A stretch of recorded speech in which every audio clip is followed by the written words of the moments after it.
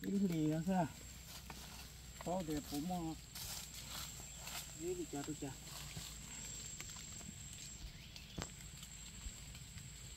Ô, đầu cơ thế đấy, ít lì thế nào?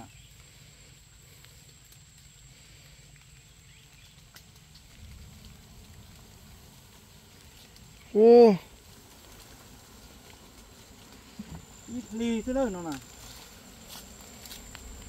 thứ giờ phụ tả số à? Số nào nhá tôi ít lì thế không? Cái gì số này là nãy chỉ chỗ đào vậy? Còn thì cột chi thế nhỏ của nhỏ thì làm được đó.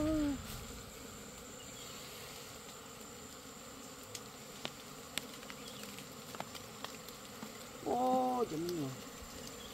Đang có sụt ta đi. Mò.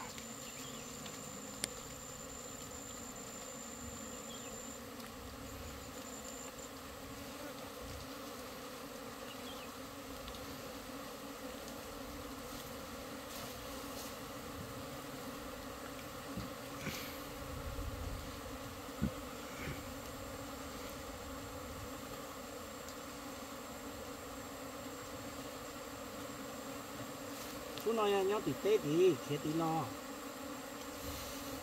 Thì tết được. Tết dạng tí tết nhỏ tí này.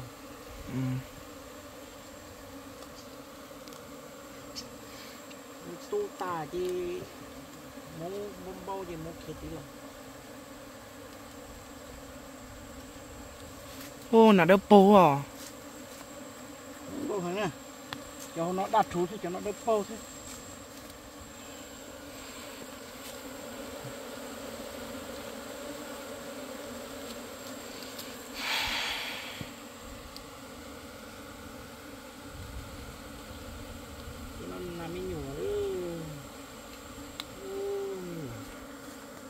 Chắp lơ cá chắp lơ cho mình nhổ nó này. Sao muốn nọ hả? Làm muốn nọ. Muốn nọ tan. Ô gì? Giờ xưa.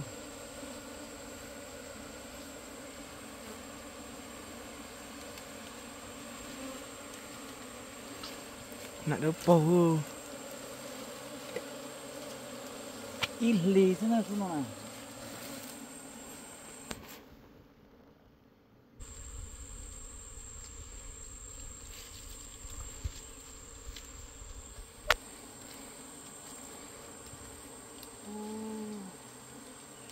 Lông gà cho nó chỗ to. Thân lý van thôi.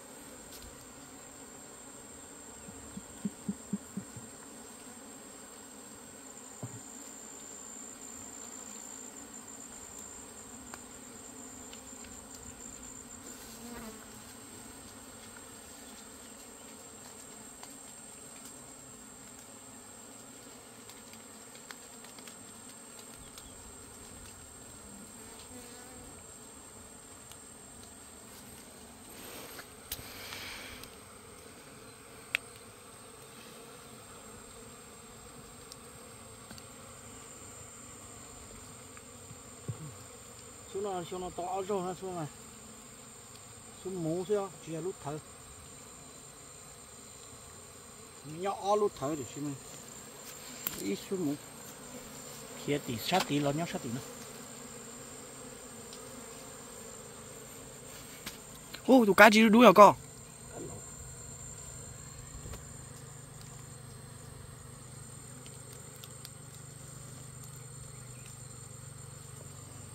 Lấy cái giống như tờ ok cái mà đi lấy gì đặc á.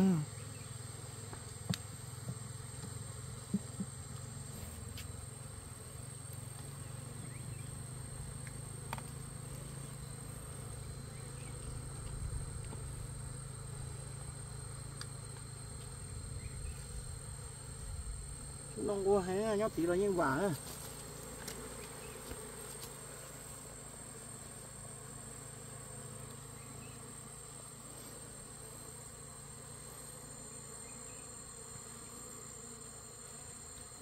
Con nó xin lẩu ra, áo số qua.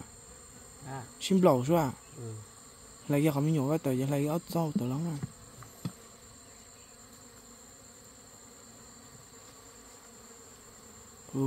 trong nó mà lo ta trong nó dính đâu trong nó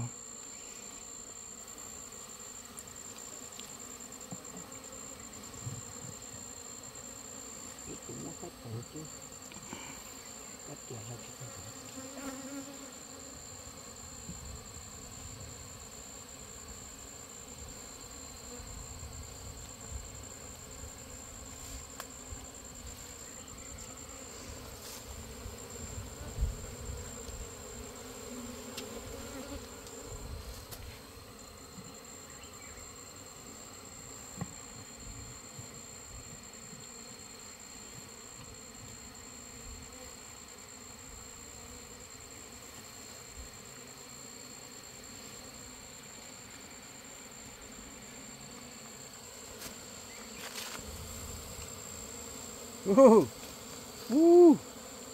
nó mà không theo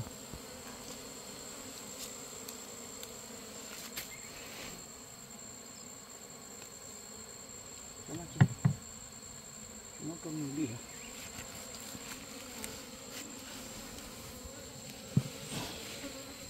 nó tập chế nì nhóc tiêu vậy hả nì ở nhóc đi chà nó có mình nói sao mình cũng nhớ rõ nữa nó ở đây cái này nọ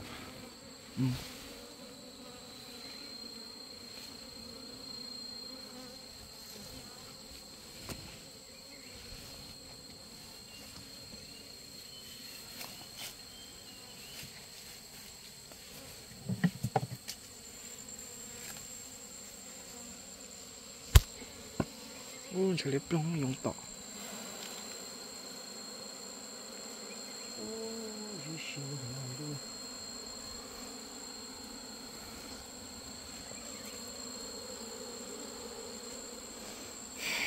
trong một túi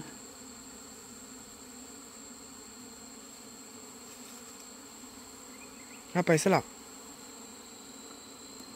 nằm mò đi à ไปกันเลย